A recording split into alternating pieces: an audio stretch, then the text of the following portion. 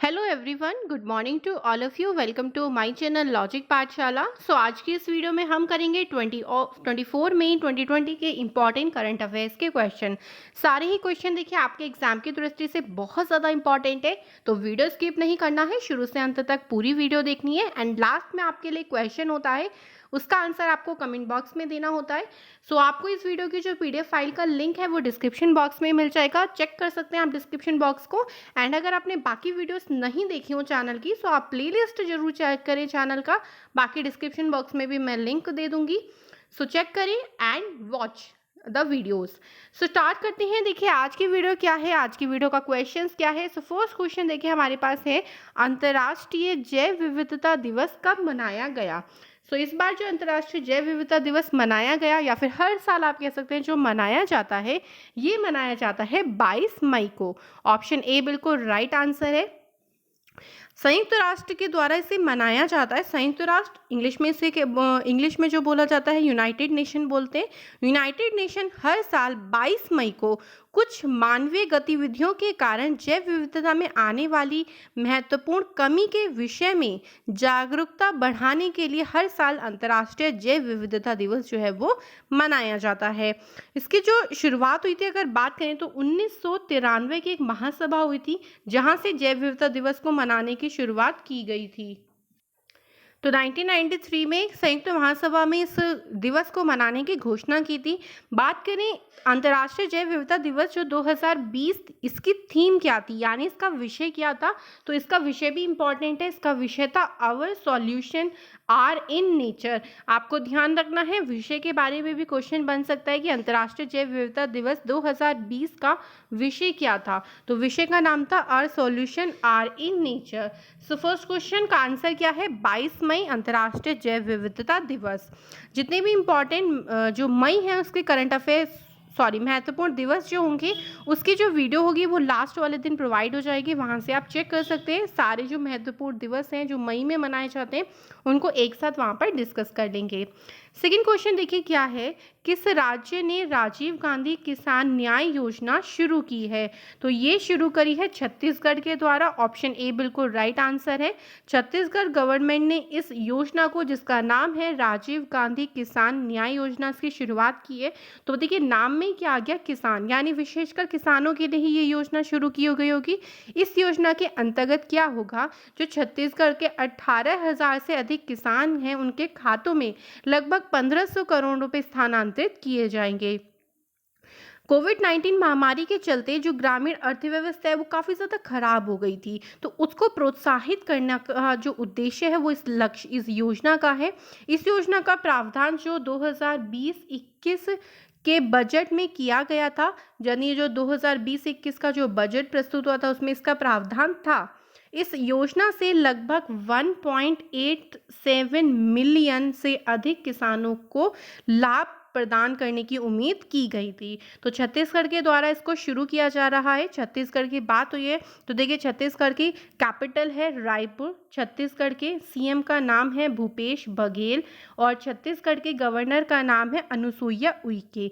बार बार देखिए रिपीट किया जाता है कि गवर्नर कौन है, कौन सीएम है, जो कैपिटल है वो क्या है। आपको ये इंपॉर्टेंट चीज़ें, इसलिए इसको बार बार रिपीट किया जाता है। अगला क्वेश्चन देखते हैं, थर्ड क्वेश्चन, आरबीआई ने रेपो रेट में कितने प्रतिशत की कटौती की है।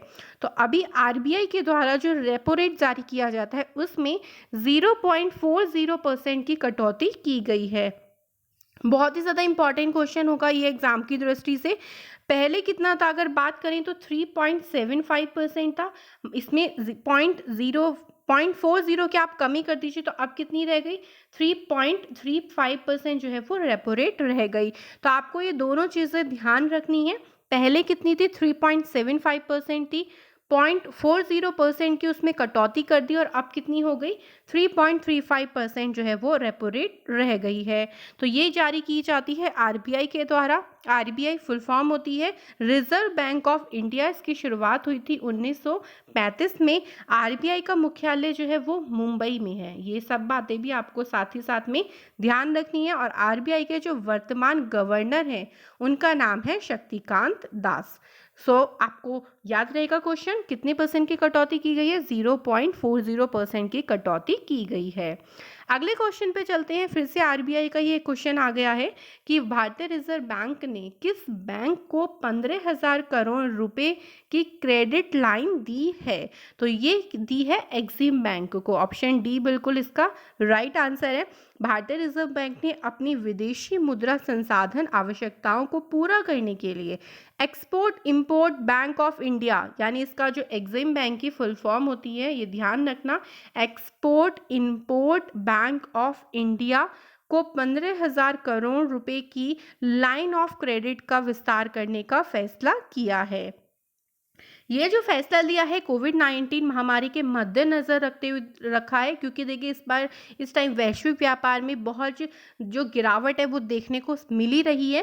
सो उसको सुधारने के लिए और जो बाजार है उसका स्तर रखने के लिए, उसको स्थिर बनाए रखने के लिए इस जो योजना है या फिर आप कहिए इस पैकेज को जो है वो घोषणा की है आरबीआई के द्वारा। आरबीआई की बात अभी हमने करी, 1935 में इसकी स्थापना हुई थी, मुंबई में इसका हेडक्वार्टर है और वर्तमान में आरबीआई के गवर्नर कौन है? शक्तिकांत दास हैं। फोर्थ क्वेश्चन का डी ऑप्शन बिल्कुल राइट आंसर है। फिफ्थ क्वेश्चन की तरफ चलते हैं। अमेरिकी संसद ने किस देश की कंपनी को स्टॉक एक्सचेंज से हटाने का बिल पास किया है? तो ये पास किया गया है चीन के द्वारा। अमेरिकी जो संसद है वो अब चीन को स्टॉक एक्सचेंज से हटाने का बारे में सोच रही है और इसी का ही जो बिल है वो पास किया है। तो देखिए वैसे भी अमेरिका और चीन के मध्य इस टाइम जो संबंध है वो काफ़ी खराब चल रहे हैं कोरोना वायरस को लेके, क्योंकि अमेरिका को लगता है कि कोरोना वायरस का जो स्टार्टिंग है, यानी जो इसकी कोरोना वायरस पैदा हुआ है चीन के वुहान से इश्यू हुआ है और काफ़ी ज़्यादा चीन जो है वो हर रास्ते पे हर मोड़ पे धोखा ही देता चला आ रहा है। तो चीन जो है वो इस टाइम कह लीजिए चीन का जो राजनीतिक संबंध है वो हर देश के साथ थोड़े खराब चल रहे हैं। इसी के चलते अमेरिका ने इसको फैसला किया है कि उसे स्टॉक एक्सचेंज से हटा दिया जाए। तो इसका आंसर है ऑप्शन नंबर बी। अगला क्वेश्चन देखते हैं। चलिए सिक्स क्वेश्चन पे चलते हैं। केंद्र सरकार ने प्रधानमंत्री ग्राम सड़क योजना के लिए किसके साथ जो है वो समझौता किया है? तो केंद्र सरकार ने अभी प्रधानमंत्री ग्राम सड़क योजना के लिए कॉयर जियो टेक्सटाइल के साथ समझौता किया है। ऑप्शन सी इसका राइट आंसर है।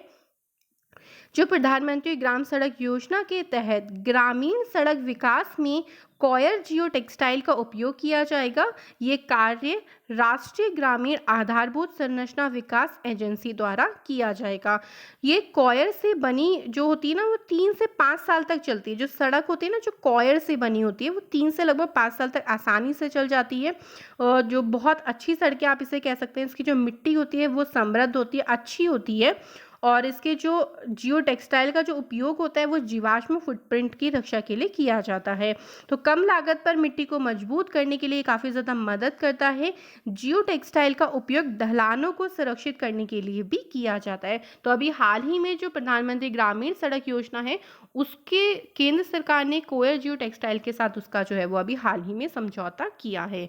सो इसका आंसर जो है वो ऑप्शन नंबर सी बिल्कुल राइट आंसर है। चलिए अगले क्वेश्चन पे चलते हैं।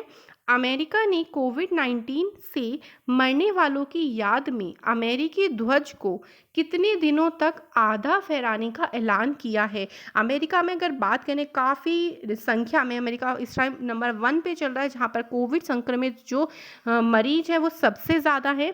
तो उसी को मद्देनज़र रखते हुए अमेरिकी राष्ट्रपति डोनाल्ड ट्रंप ने फैसला लिया है कि अगले 3 दिनों तक, कितने दिनों तक? 3 दिनों तक जो ध्वज है उसको आधा ही फहराया जाएगा।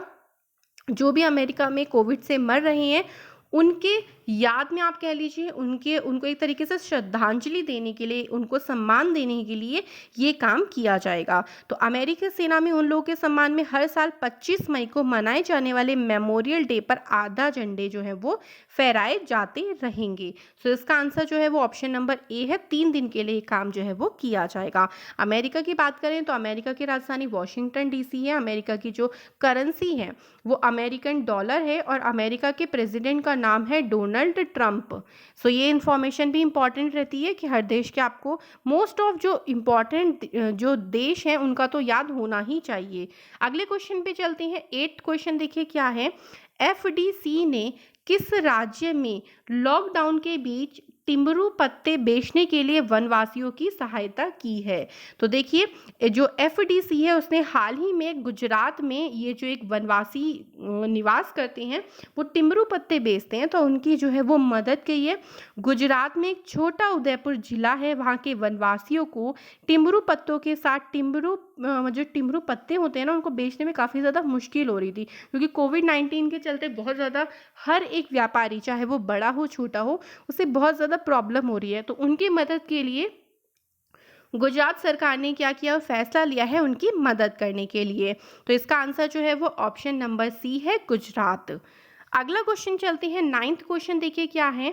भारत ने किस देश के साथ अंतर्देशीय जल परागमन और व्यापार प्रोटोकॉल पर हस्ताक्षर किए हैं? तो ये किया है बांग्लादेश के साथ। ऑप्शन नंबर सी बिल्कुल राइट आंसर है। भारत और उसका जो पड़ोसी देश है, बांग्लादेश हमारा पड़ोसी देश है, तो भारत ने 5 नए प्रोटोकॉल के रूप में त्रिपुरा को अपना पहला अंतर्राष्ट्रीय जलमार्ग बनाया है। ये मैंने आपको बता दिया था पहले भी, ये एक रिवीजन के लिए क्वेश्चन डाला है। उसमें क्या किया था, उन्होंने नए प्रोटोकॉल मार्ग बनाए थे और बंदरगाहें भी जो है आपस में क्या किए थे, बंदरगाहें भी स्थापित करे थे। तो भारत बांग्लादेश प्रोटोकॉल जो है वो इस टाइम मार्गों की सूची में जोड़ा जाएगा। और इसका अगर हम बात करें, इसके अलावा अंतर्देशीय जलमार्ग के माध्यम से protocol on transit and trade को पहली बार 1972 में पीपल्स रिपब्लिक और बांग्लादेश गणराज्य के बीच हस्ताक्षरित किया गया था। यानी स्टार्टिंग में कब शुरू किया गया था इसे, 1972 में।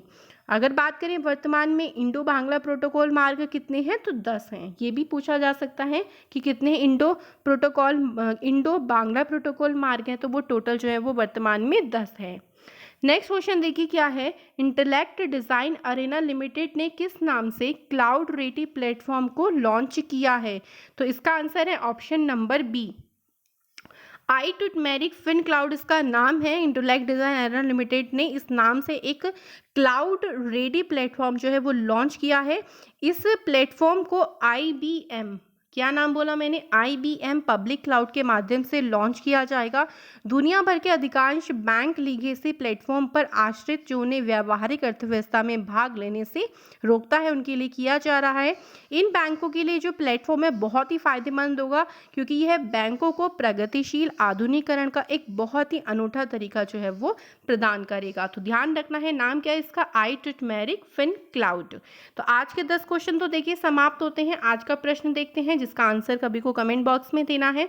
किस राज्य ने साइबर सुरक्षा कार्यक्रम हैक लॉन्च किया है? साइबर सुरक्षा कार्यक्रम देखिए क्या होता है, सिक्योरिटी वगैरह जो होती है, तो जो साइबर क्राइम वगैरह बहुत ज़्यादा होता है, हैक कर लिया जाता है ना, कि एक दूसरे की जो पर्सनल इन्फॉर्मेशन है उसको हैक करके उसको पर्सनल इन्फॉर्मेशन को हम क्या कर लेते हैं, उसका खुलासा कर देते हैं। तो उसी के बचाव के लिए कार्यक्रम शुरू किया गया हैक। ये किस राज्य ने शुरू किया है ये बताना है, कर्नाटक, राजस्थान, उत्तर प्रदेश या फिर मध्य प्रदेश। सो आज की वीडियो हमारी यहीं पे समाप्त होती है। आई होप सो सभी को जो वीडियो के क्वेश्चंस है वो क्लियर हो रहे होंगे। एंड करंट अफेयर्स को रोज पढ़ें because it's very very important.